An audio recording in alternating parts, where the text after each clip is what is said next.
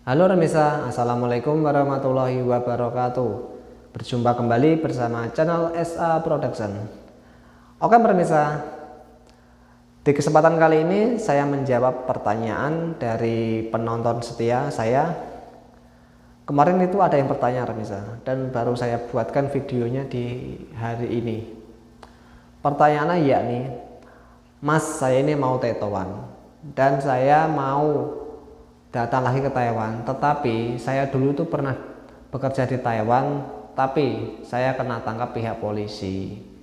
Dulu itu saya kaburan dan ini datang lagi ke Taiwan untuk bekerja. Apakah saya bisa proses lagi ke Taiwan, Mas? Nah, ini pertanyaan bagus, Remisa. Perlu kita ketahui ya, Remisa. Waktu kita datang ke Taiwan untuk bekerja ya, kita ini orang resmi.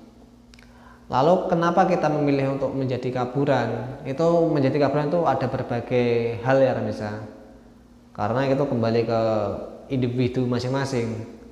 Orang kaburan itu biasanya itu tergiur oleh gaji yang besar, bebas.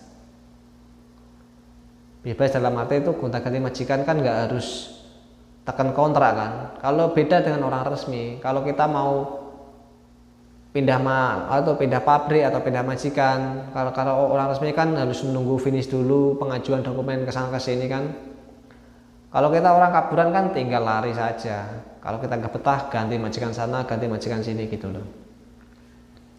Nah, itu enaknya orang kaburan, dan mereka memilih jalan kaburan itu nggak ada ikatan ya misal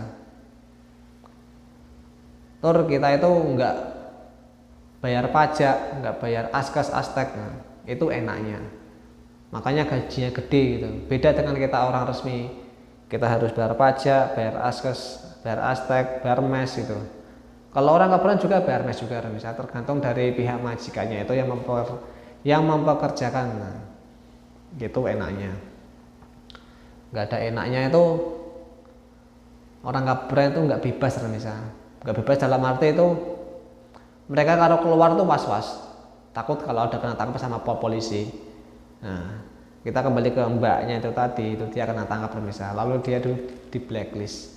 Sedangkan waktu pertama dia masuk ke Taiwan itu sudah paspor biometrik, jadi itu datanya kan nggak bisa diganti, harus pakai data yang lama. Kalau dia mau masuk ke Taiwan lagi, kebanyakan waktu di Teto itu sudah mental gitu, tetap nggak bisa. Kan datanya sudah biometrik. Tapi kalau lolos sudah sampai di Taiwan, di Taoyuan itu di bandara mental, kan kita harus cek immigration. Nah, itu datanya itu nggak bisa ditipu ya Ramisa, nggak bisa dipalsukan. Jika ada sponsor yang menawarkan orang kaburan atau yang pernah di blacklist bisa masuk lagi, itu beritanya nggak benar misalnya, jadi perlu dipertanyakan. Kalau di Indonesia lolos sih nggak masalah, bisa sih bisa, tapi kalau waktu masuk ke Taiwan itu banyak nggak lolosnya. Itu kalau lewat jalur udara ya bisa, beda kalau jalur laut kita nyelundup gitu, seperti di Malaysia lewat Batam tidak melalui pos imigrasi, tapi ya bahaya misalnya. Tapi kebanyakan Taiwan itu lewat jalur udara ya Remisa. Beda dengan Malaysia yang tetangga dengan Indonesia, lewat Batam kan dekat.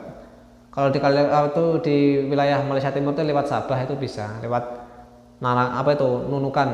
Itu kalau mau yang kosong tanpa dokumen. Kalau kita ke Taiwan kan kebanyakan lewat jalur udara, jarang ya jalur laut. Atau kalau rekan Remisa semuanya itu yang itu orang kaburan pengen lagi kembali ke Taiwan, nggak bisa lewat udara, kemungkinan lewat jalur laut juga bisa, tapi saya nggak tahu caranya ya Remisa, karena itu Taiwan dengan Indonesia jaraknya lumayan jauh ya Remisa. Atau rekan Remisa naik di dalam peti kemas itu mah bahaya Remisa, nanti malah menjadi berita yang sangat heboh, masuk berita TV Taiwan dan TV Indonesia nanti. Ya, jangan coba-coba ya orang yang mau kaburan datang lagi ke Taiwan, entah itu visa kunjungan atau visa kerja, itu pasti gagal, nggak bisa. Jika ada PJTKI atau sponsor yang menawarkan hal tersebut, hati-hati, tetap nggak bisa. Kemarin saya mendapat informasi orang yang kaburan itu tidak bisa datang ke Taiwan lagi kecuali menikah dengan orang sini, ada yang menjamin gitu. Contohnya Mbak TKW kan sudah pernah kaburan dan ingin kembali ke Taiwan lagi, itu bisa dengan syarat itu tadi, menikah dengan orang Taiwan. Kalau kita menikah dengan orang sini otomatis kan ganti kewarganegaraan. Ada juga itu di dekat sini misalnya, dengan tempat tinggal saya itu ada Mbak TKW juga itu kaburan dulu. Dia nikah dengan orang sini, tapi dia belum ganti warganegaraan, masih visa biasa. Tapi itu yang jamin kan suaminya gitu. Ya, dia visanya seperti saya juga, visa pekerja. Setiap 3 tahun sekali ngecop lagi di immigration, paspor kalau habis ke perwakilan Indonesia itu di Taipei.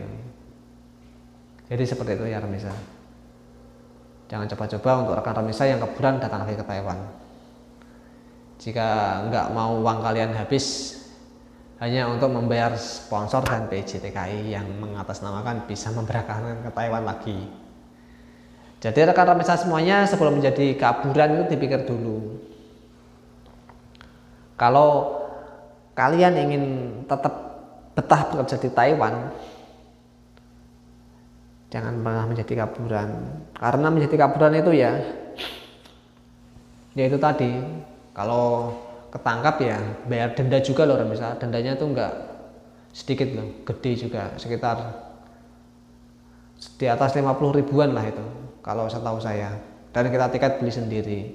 Kalau kita menyerahkan diri mungkin nggak ditahan sebagai tahanan luar, kalau kita kena tangkap ya ditahan gitu loh. Itu setahu saya seperti itu. Kemarin ada teman saya Remisa, dia menjadi kaburan tapi alhamdulillah menyerahkan diri, prosesnya cepat dan dia sudah kembali ke Indonesia. Tapi itu tadi di blacklist. Tapi kalian untuk kalau ingin bekerja ke luar negeri lagi itu ganti negara penempatan seperti Korea, Jepang atau apa gitu, Malaysia, kan kalian belum di blacklist ya. Tapi kalau untuk Taiwan janganlah, pasti nggak bisa. Jadi sebetulnya Remisa, itulah kalau kalian mau menjadi kaburan harus pikir matang-matang dulu. Kalian kerja yang giat, ngumpulin uang sebanyak-banyaknya. Kalau sudah banyak balik gitu.